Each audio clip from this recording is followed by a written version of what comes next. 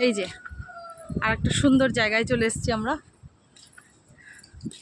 জায়গাটার নাম আমার ঠিক মনে নেই, কিন্তু এটাও খুব সুন্দর একটা দেখার সমুদ্রের পাড়। এটাও দীঘা শঙ্করপুরের মধ্যেই পড়ে।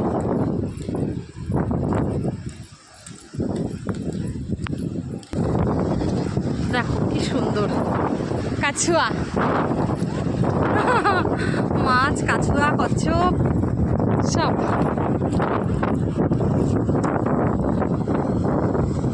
খুব ভালো তুমি সোনা। এখানে অনেক গরু আছে। এই ফার্স্ট টাইম দেখলাম কোনো আনারস। যাও, এ প্রভু প্রভু আছে এখানে, অনেক গরু আছে। গরুগুলো সমুদ্রের পাড়ে চুপ করে বসে আছে। তবে কি না জানি না, দেখি এর গায়ে একটা হাত দিই। বাবা সোনা সোনা, কত ভালো তুমি। এখানে অনেক গরু আছে, অনেক গরু।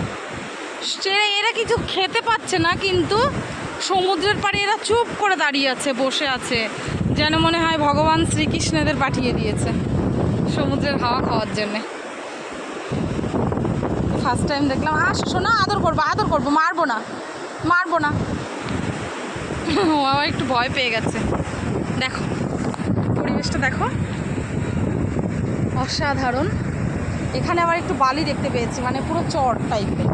এই সাইডটা মানে পাকা করেনি এখনো, হয়তো করবে ভবিষ্যতে। একটা রিসর্টের পাশে এই যে জল আর জল, চারিদিকে যেদিকে তাকাবে শুধু জল আর সমুদ্র, জল জল জল, জল ছাড়া কোনো কথা নেই এখানে।